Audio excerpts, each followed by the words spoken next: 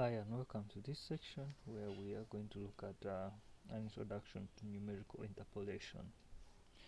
So I would like us to consider a single valued function y equals to f of x defined on the interval, on the closed interval ab.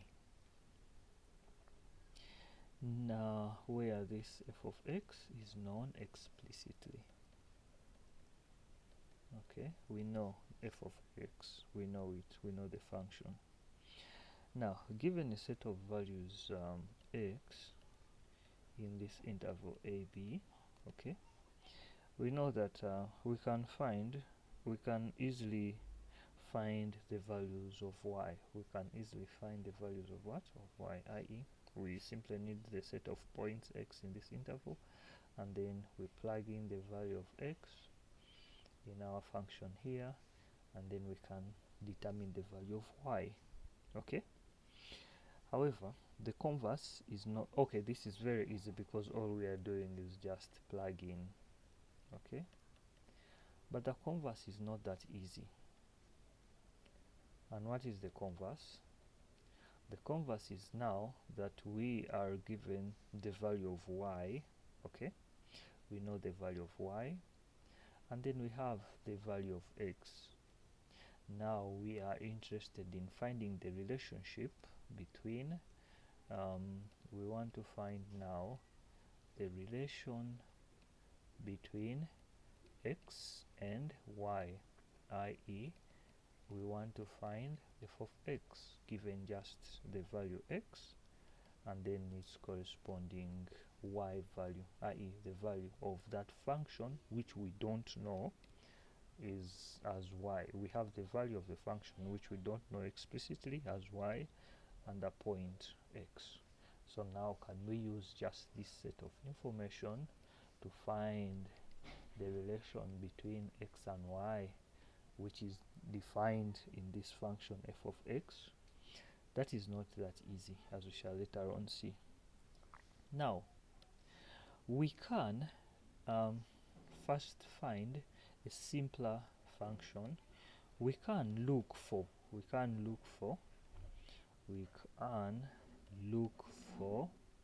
a simpler function. Okay, let us call it g of x. Okay, such that f of x and g of x agree or are both satisfied, or you can say agree stroke satisfied, or have the same value at a given set of points. At a given set of points,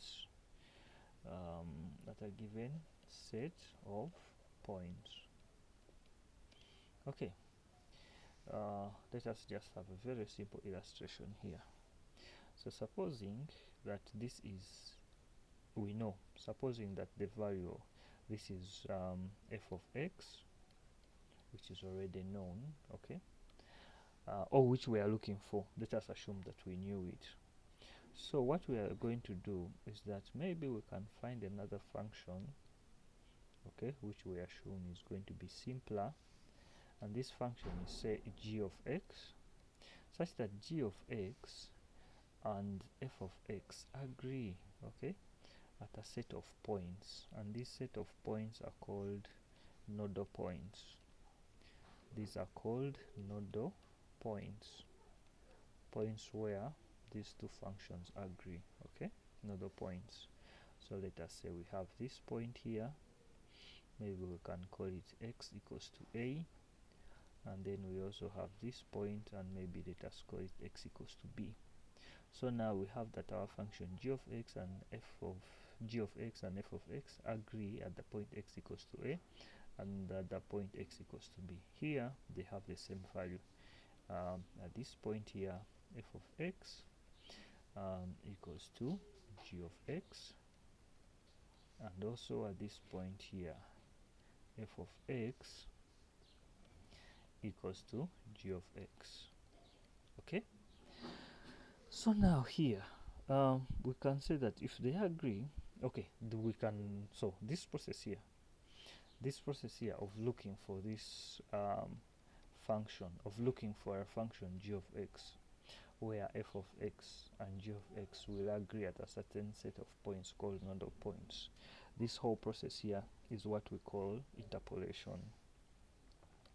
This whole process is what we call interpolation. Okay, that process is what we call interpolation. Now, in interpolation here, we are going to say that, okay, we shall later on see that the nature of the function we use to approximate, e.g., if g of x, if g of x is a polynomial, if we have used a polynomial to approximate our f of x, then we shall call this polynomial interpolation. Okay, now what else do I want to say? Oh, I want to say that so here, in here, we look for this function here, g of x, such that f of x and g of x agree at those certain points, and then we shall then approximate or use this function g of x, or we shall agree that this function g of x, that in between the nodal points here, where we don't, in between here, we shall use this function g of x to approximate our function f of x. Remember, they are agreeing at just nodal points here. However, even in between here, we shall now use our simpler function which we have derived, g of x, to approximate our function f of x. Okay, in other words, whenever your approximation here, your g of x, is close to f of x, the better.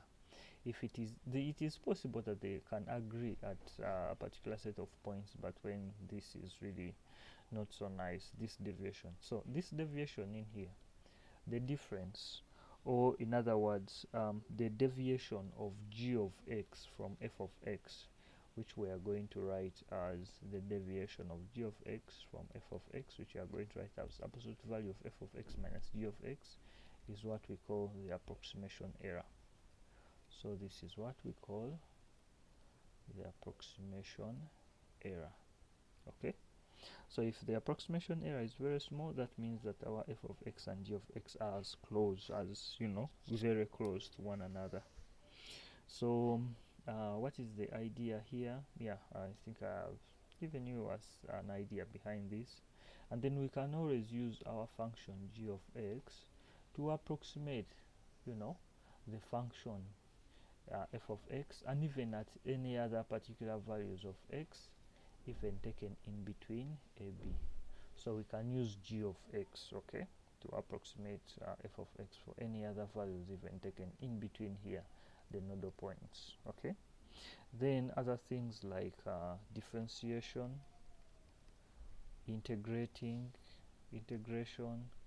and what else? We can differentiate, we can integrate, or we can even find the roots of f of x using,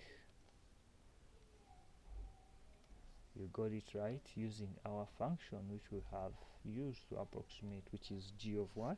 G of x. So that is the whole idea. We simply find a function such that f of x and g of x agree at these particular nodal points, or even some other people call them tabular points, and then we can approximate now our function f of x with g of x. Okay, so I would like to summarize this here by saying that we consider a single valued function f of x, okay, which is defined on this interval ab. Okay, so now given a set of n plus 1 points, such that given a set of n plus 1 points, okay, such that a is less than or equal to x naught, and less than or equal to x1, and less than or equal to 1, so on, less than or equal to xn, okay, and this is b and this is a, okay. Then we can say that the problem of polynomial approximation is for us to find a g of x. Can we find a g of x such that g of x, or other people can refer to this approximating polynomial Pn of x, okay, where n represents the degree of the polynomial, or shall get to that in a bit, the degree of the polynomial, okay.